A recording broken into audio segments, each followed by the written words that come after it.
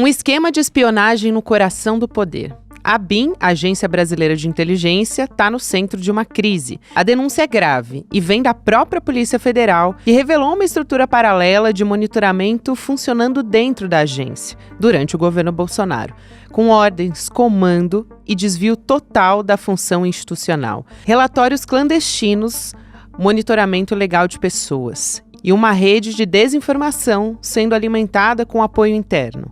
Tudo isso usando ferramentas de inteligência do Estado. Entre os alvos das ações ilegais estão jornalistas e organizações da sociedade civil. O jornalista Leandro Demore, nosso colega, por exemplo, teve a atuação monitorada. O ICL também foi alvo de uma tentativa de destruição de reputação pela operação clandestina. A investigação da PF já pediu o afastamento da cúpula atual da ABIN. E os próprios servidores se manifestaram pela demissão da diretoria da agência. A crise agora é institucional. A pergunta que fica é como uma agência que deveria proteger a República foi usada para atacar adversários, distorcer informações e censurar vozes críticas. Terça-feira, 24 de junho de 2025.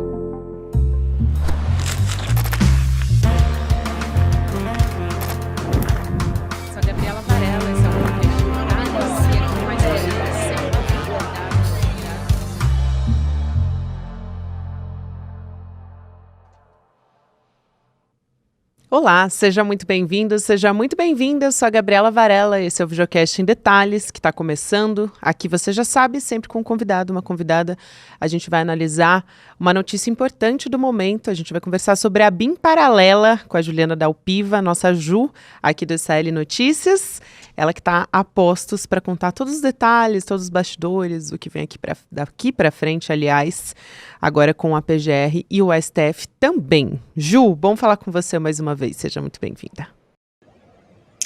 Oi, Gabi, bom dia, um prazer estar aqui com você, com a turma do Em Detalhes, e vamos lá analisar essa ABIN paralela. Vamos nessa, acho que a gente pode começar falando do saldo dessa investigação da Polícia Federal, né, sobre a ABIN paralela, Ju, porque resultou no indiciamento de mais de 30 pessoas, né?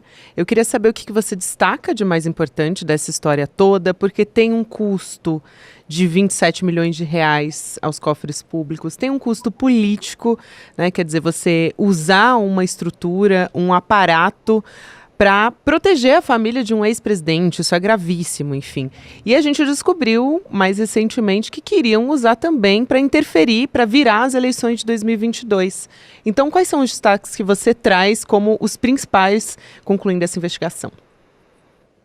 Eu acho que o primeiro ponto que a gente, até para olhar para a história toda e não perder de vista, é compreender o seguinte, a gente só sabe da existência da ABIN paralela pelo trabalho da imprensa. A imprensa brasileira, em diferentes veículos e repórteres, vem apontando que a Agência Brasileira de Inteligência estava sendo usada de modo ilegal a serviço de Jair Bolsonaro, não é mais a serviço do Estado brasileiro, e isso vinha acontecendo desde 2019. O que o relatório aponta isso, a existência de uma organização criminosa que foi criada lá dentro do Palácio do Planalto, gestada com o filho do presidente da República na época, né, com o Carlos Bolsonaro, para benefício de Jair Bolsonaro. E aí, por isso, Ramagem vai para lá. Essas primeiras informações sobre isso já vêm até por denúncia do Bibiano naquela época, do próprio Santos Cruz, que já apontava também a existência desse problema de alguma maneira, sem se aprofundar. E vou frisar aqui, Gabi, a Procuradoria-Geral da República não fez absolutamente nada na gestão Augusto Aras, mesmo com essas até menções públicas dessa situação por parte do Bibiano e do Santos Cruz naquela época. Mas as informações que começaram a pipocar aqui e ali sobre o gabinete do ódio, os assessores do gabinete do ódio, que difamavam quem quer que fosse que interessasse ao governo Bolsonaro, tanto os aliados quanto os adversários e magistrados. Então, acho que esse primeiro momento, que é comprovar a existência e a extensão da organização criminosa é extremamente importante. E como o trabalho da imprensa é fundamental. E aqui também aí reconhecer que a gente tinha essa noção das coisas, mas a gente não sabia do uso do software First Mile. E ele vem à tona, a existência do uso do software até, por uma reportagem do Globo. Então, acho que o primeiro ponto é mostrar que essa investigação, que foi muito bem feita pela Polícia Federal, ela começa por causa do trabalho da imprensa. E acho que isso é fundamental. E também pela ausência do trabalho da Procuradoria-Geral da República na gestão Augusto Aras. Importantíssimas essas observações todas que você traz, e aí tem o segundo passo, vamos dizer assim, né? Olhando para frente, esse relatório da PF ele foi entregue para o Supremo Tribunal Federal, para a PGR, que agora vai determinar as próximas ações. Enfim, qual que é a expectativa a partir de agora? Tem um ponto importante dessa história, que é o Jair Bolsonaro, porque foi muito discutido ali, tem um meandro que é jurídico, na verdade, do porquê não ter um indiciamento formal do Jair Bolsonaro. Então, eu acho que nessa parte vale a pena explicar as duas coisas, né? É importante, até porque as pessoas precisam entender qual é a confusão que se deu aí, até porque fizeram um estardalhaço na imprensa sem necessidade desse detalhe que, enfim, nesse ponto da investigação, na conclusão da investigação, relatório final de inquérito, o importante, Gabi, é apresentar todos os fatos encontrados, todos os crimes encontrados, porque quem vai oferecer denúncia é a Procuradoria-Geral da República. O indiciamento formal não se deu, para as pessoas compreenderem, porque Jair Bolsonaro já é réu, não é nem indiciado, tá? É réu, no processo da tentativa de golpe de Estado por organização criminosa. Ele também já responde por esse crime lá. Então, é preciso que a PGR e o Supremo façam uma sinalização para a PF, no sentido de que essas organizações são diferentes e atuam em separado, porque ele não pode responder pelo mesmo crime se for a mesma organização. Então, assim, é uma questão técnica, formal, importante para a questão processual. Em nenhum momento está se isentando o Bolsonaro de nada. Não estão dizendo, não tem crime nenhum, não tem problema nenhum, Bolsonaro não tem nada a ver com isso, foram os outros. Ao longo do relatório, ele consta como parte do núcleo político, que é um dos núcleos dessa organização criminosa que atuou fazendo espionagem ilegal dentro da ABIN. Então, eu até assim acho que é importante que as pessoas entendam, mas é importante que elas também não se preocupem tanto com a questão do indiciamento, porque o indiciamento é para a Procuradoria-Geral como um indicativo de crime. O que vai contar mesmo é a hora que a PGR formalizar a denúncia. Quem vai ser denunciado? Porque a lista de indiciados, do ponto de vista legal, não muda para quem é indiciado, para quem não é indiciado, essa questão, né? A pessoa não responde processo por ser indiciada. É preciso que ocorra a denúncia. E a denúncia pode acontecer, pelo entendimento da PGR, tanto da lista dos 37, quanto 40, 50, outras pessoas que eventualmente a PF não tenha indiciado, por não ter encontrado os elementos suficientes, ou então a PGR também pode diminuir essa lista e fazer uma denúncia com menos pessoas, que foi o que aconteceu no caso do golpe, por exemplo. A PF indiciou, se não me engano, 40 pessoas. E hoje a gente tem 34, se não me engano, respondendo o processo por tentativa de golpe de Estado. Então, inclusive, tem 2 que a denúncia não foi recebida. Então, assim, a gente precisa olhar para a questão do indiciamento com calma. Não significa nada, né? Assim, o fato dele não estar lá na lista formal. Os crimes que Bolsonaro cometeu estão apontados ao longo do relatório de mais de 1.000 páginas da Polícia Federal. E aí a gente tem os Bolsonaro, quando a gente olha para toda a estrutura da família diretamente implicada. Quer dizer, o Jair, ele era o principal beneficiário dessa história toda, porque ele estava querendo proteger a família. Agora, o Carlos, quando a gente olha para os filhos, ele é o que está mais implicado, né? Foi um dos principais nomes que apareceu nessa lista de indiciados da Polícia Federal. Seria o idealizador, né, dessa estrutura de inteligência paralela, tá ali atuando, aliás, nem atuando, né? Arquitetando uma milícia digital. E o Flávio Bolsonaro e o Jair Renan também aparecem, só que de maneiras diferentes, né? O Jair Renan seria quase um monitoramento preventivo e o Flávio tentando atuar para protegê-lo de uma investigação. Eu queria que você detalhasse um pouco também qual é o papel de cada um dos Bolsonaro nessa história, Ju. Gabi, não ia ter a BIM paralela se não tivesse governo de Jair Bolsonaro. Eles entram né, na presidência da República, eu estou falando eles, porque independente do Bolsonaro ter sido eleito presidente e os filhos sequer terem qualquer coisa a ver com a presidência em si, a família tomou posse junto, né? Então, o que você vê? Essa estrutura da BIM paralela, ela é criada para espionar adversários, criar informações falsas, narrativas, difamações contra os adversários, no primeiro momento, ou seja, qualquer pessoa que não tivesse junto com eles, mas também podia, e aí Supremo, enfim, jornalistas, mas também fustigava aliados que estivessem, vamos dizer assim, criando asas. Vou citar aqui o nome de um dos indiciados, que é o José Matheus Salles Gomes, até está errado o sobrenome dele em um lugar do relatório, é José Matheus Salles Gomes, o apelido dele é Zoeiro. O José Matheus, o Zoeiro, foi localizado pelo Carlos Bolsonaro ainda em 2013 para 2014, para vir trabalhar com o Carlos Bolsonaro na Câmara de Vereadores do Rio de Janeiro. Ele foi trazido do Ceará para cá, porque ele tinha uma página no Facebook que era muito grande e fazia essa coisa desses memes agressivos e violentos. E aí ele traz o Zoeiro para ser funcionário de gabinete, e é com ele que eles gestam ali vários dos ataques. Depois, mais tarde, vão ser cooptados outros assessores para o mesmo tipo de serviço, e aí se monta esse grupinho que depois ficou sendo chamado de Gabinete do Ódio. Todos eles vão com o Bolsonaro para a presidência da República, viram assessores especiais do Bolsonaro.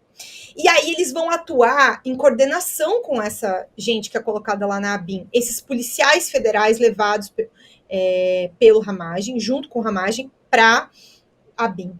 E aí cria-se narrativas dentro da ABIN, passam para esses assessores e aí vai andando, né? Isso tudo vai andando rede adentro para atacar qualquer um. Esse é um dos braços, né? Ou seja, criar suas próprias histórias para poder atacar as pessoas.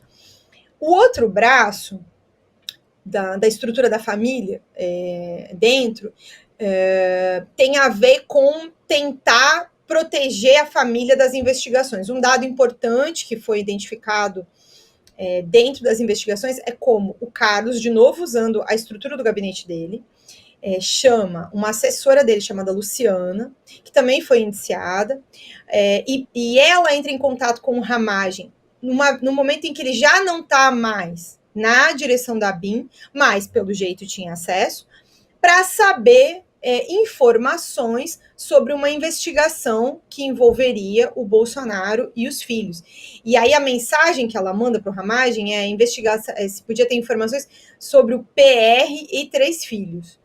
PR é uma sigla para fazer uma referência a presidente. Todo mundo sabe disso. Já vimos várias vezes mensagens se referindo ao Bolsonaro desse jeito, PR, ou seja, presidente.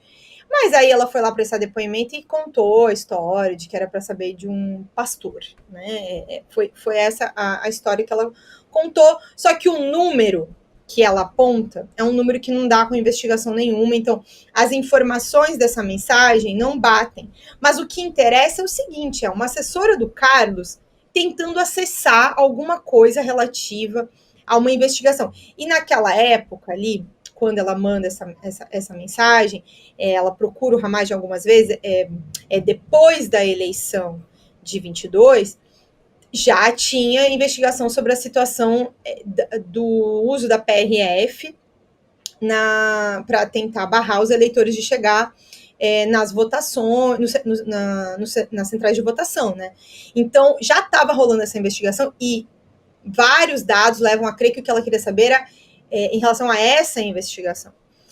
Me chamou a atenção, assim, não acho que o Carlos estava mais preparado para a ideia de ser investigado, então não se encontraram muitos dados, os computadores dele, na busca e apreensão da casa dele, até esse momento a gente não tem maiores detalhes sobre o envolvimento. Aparentemente ele estava mais protegido para a ideia de uma busca e apreensão, até porque o próprio Bolsonaro veio falando que acorda com essa tensão de sempre ser acordado pela Polícia Federal.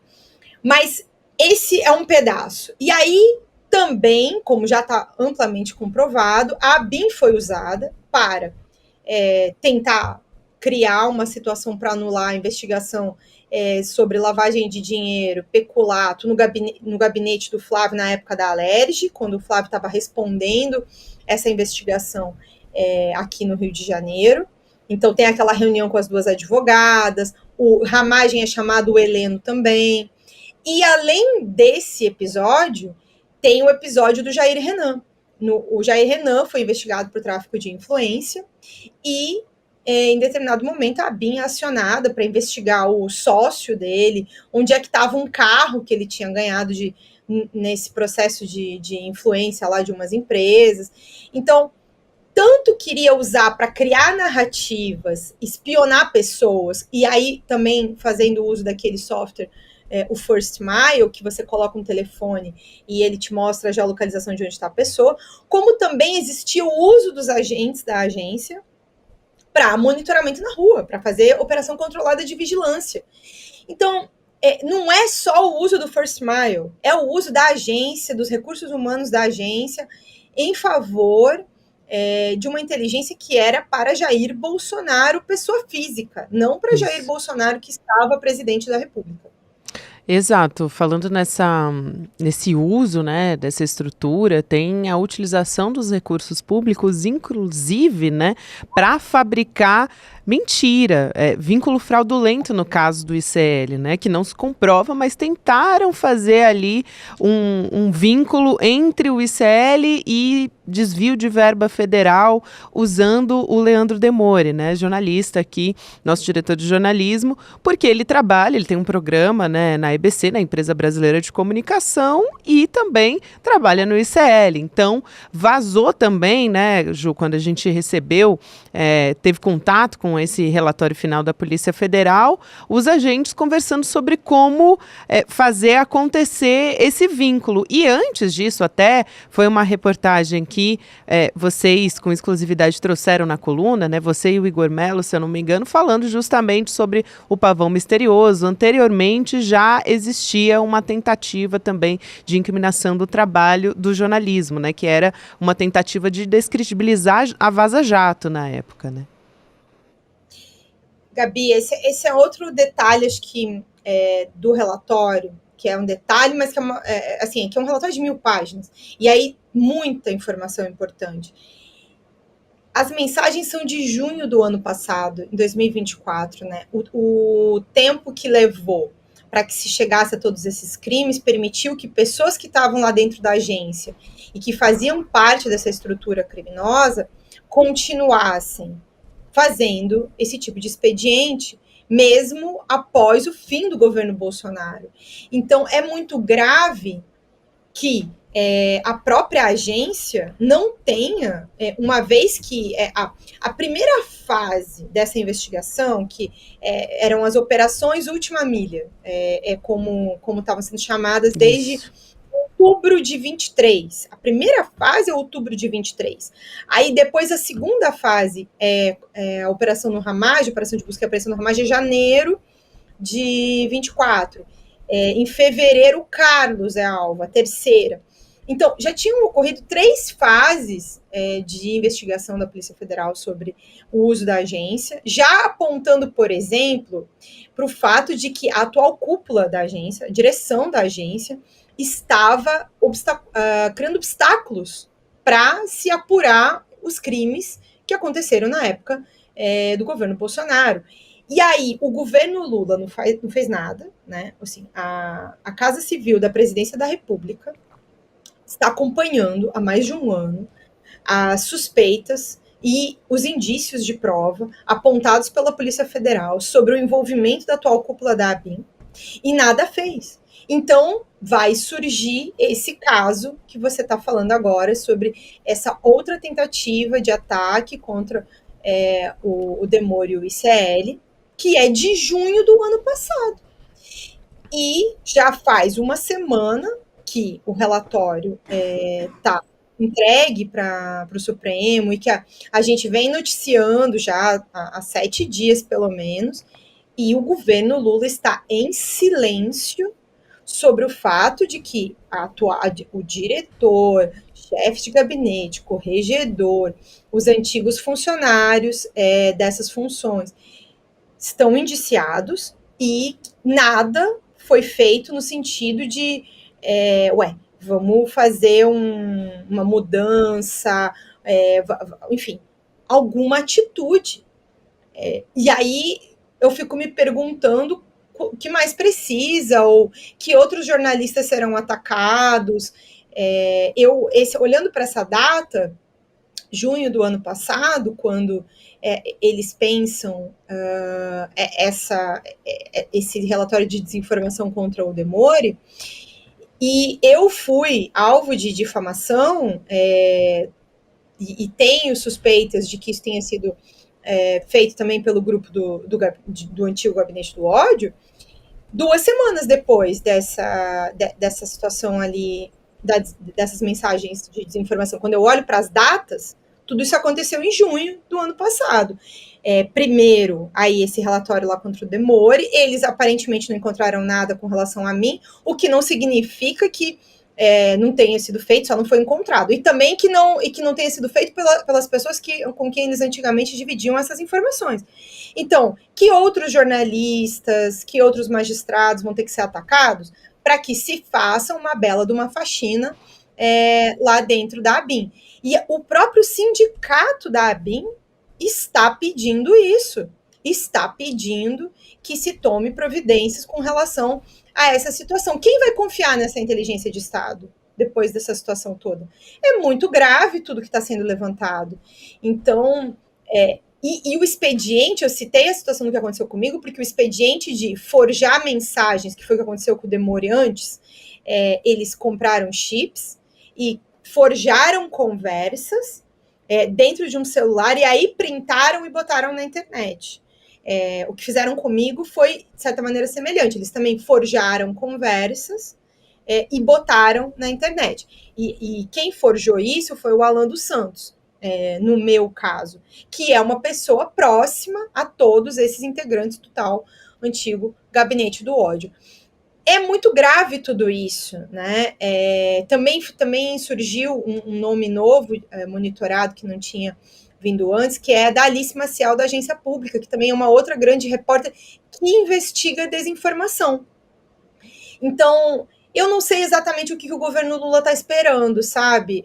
Talvez que o próprio presidente da República seja alvo de algum tipo de, não sei, tentativa de criação também, de narrativa, por parte do corpo técnico da própria agência de inteligência, que agora está sendo dirigida pelo ministro Rui Costa.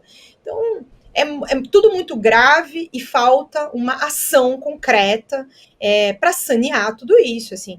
Não sei como é que o Brasil vai enfrentar qualquer tipo de problema, e a gente está em vias de, vendo uma guerra acontecer já no Oriente Médio de novo, e a gente não tem inteligência de Estado para analisar. A gente não tem uma inteligência de Estado que esteja voltada para o Estado brasileiro. Ela está voltada ainda para a guerra interna e psicológica que foi criada por Jair Bolsonaro. Ju, é muito importante você ter falado sobre isso, né? Sobre essa tentativa, vamos dizer assim, de embaraçar as investigações que levaram ao indiciamento do diretor da ABIN, né? Que é o Luiz Fernando. Então, os servidores lá da ABIN, eles estão se articulando enquanto a gente está conversando. Isso pode mudar, porque a gente está conversando na segunda-feira à tarde, mas é importante dizer que eles estão se articulando, inclusive na Justiça, para pedir o afastamento do diretor-geral. Ele foi indiciado pela Polícia Federal na história. A Ju explicou todos os meandros políticos, mas é absolutamente importante trazer o nome, né, do chefe da agência, Luiz Fernando Correia, e também fazer essa observação, porque todo esse bastidor que aconteceu ali, né, e que também houve crítica de está demorando para essa investigação ser concluída. O próprio diretor da Polícia Federal disse, olha, vão ter detalhes ali muito importantes, né? Ele usou até um termo específico que eu peguei aqui, ele falou sobre ela seria uma investigação bastante consistente, então o resultado é o que a gente está vendo agora, né? Só para fechar aqui. Exatamente, e uma coisa que me bate desde a semana passada é que, por um lado, a Polícia Federal é responsável pela outra investigação que virou o processo criminal contra o Jair Bolsonaro e os demais, em função de uma tentativa de golpe de Estado. Como é que o governo Lula respalda sua direção da Polícia Federal para apurar a tentativa de golpe de Estado, mas não respalda a sua Polícia Federal para apurar os problemas da Agência Brasileira de Inteligência, que, em certa medida, colaboraram também para a própria tentativa de golpe de Estado. Então, não dá para brigar com os fatos, né? Os fatos são o que eles são, independente de quem fique mal na foto, mal indiciado, apontado por crimes. Eu não consigo compreender a dificuldade de tomar uma atitude com relação a... Porque não é só o fato deles estar... O simples indiciamento não diria nada, mas o que está no relatório é muito grave. Tem a antiga corregedora da ABIN apontando toda a pressão que ela sofreu para não investigar tudo isso. E se não tivesse sido levantado todos esses crimes e todos esses fatos, até o que foi encontrado que subsidia a investigação de tentativa de golpe de Estado, o monitoramento do ministro Alexandre de Moraes e tudo mais, nem isso estaria lá no outro processo. Ainda tem a cúpula envolvida nessa história, segundo a Polícia Federal. É bastante importante, é bastante grave. Obrigada demais. A gente conversa na próxima, com certeza. Em breve a gente ainda vai ter muito para conversar. Valeu, querida. Obrigada a você pelo espaço de sempre. Com certeza, assim que tiver novidade, eu trago por aqui. Beleza, corre para cá. Beijo grande, Ju. Até mais. A gente vai ter dia 29 de junho, 8 horas da noite. Recado importante para você anotar aí na sua agenda. O Investir é para Todos. Então, para você fazer sua inscrição na nossa aula aberta, que vai acontecer num domingo. A gente vai estar ao vivo aqui com o nosso Eduardo Moreira para tirar todas as dúvidas simples e práticas de como você pode começar a investir com segurança, começando do zero. Quer dizer, se você não sabe, não tem a menor ideia, é absolutamente para você essa aula, para você que já tem uma noção também, porque ele vai tirar dúvidas ali. E também quem se inscrever agora vai ganhar um e-book totalmente grátis. Olha só, para você já ir começando a estudar. Então se inscreve em detalhesicl.com.br, garante a sua vaga e ainda resgata o seu e-book de forma gratuita. Agora a gente vai ter o Mercado Investimentos, na sequência tem o Rolê ICL e eu te convido para ouvir o Em Detalhes também nas plataformas de áudio, todos os dias de segunda a sexta-feira. Até amanhã. Você já viu, né? Falar de investimentos parece que é sempre algo muito complicado, mas é de propósito, porque se você entender, você começa a questionar essas aplicações e principalmente começa a escolher você mesmo o que é melhor para o seu dinheiro. É por isso que o Eduardo Moreira, que veio do mercado financeiro, conhece tudo dessa área, vai dar uma aula online gratuita para ensinar para você. Investir é para todos. Vai ser no domingo, dia 29 de junho, a partir das 8 da noite. Ele vai ensinar como é que esse mercado funciona, Esse é o tipo de conhecimento que te liberta de riscos. E é de graça, o que é melhor, no tanto que você pode aprender. Aula online, gratuita, e você não pode perder. Olá, olá, olê, olê, olê, olá. Eu sou o Lindener Pareto, historiador, e tenho um convite especial para vocês para acompanharem o Provocação Histórica aqui nos canais do Instituto Conhecimento Liberta. Toda quarta-feira, às 7h, logo após o ICL Notícias segunda edição, convidados e convidadas que ajudam a gente a pensar o passado, a criticar o presente e a projetar alternativas de futuro para um Brasil diferente, para um mundo diferente. E se no cotidiano dificílimo do trabalho você perdeu o episódio inédito, não se preocupe, você pode assistir também toda quinta-feira a reprise, logo após o Rolê ICL, ao 12h30. Venha para o Provocação Histórica.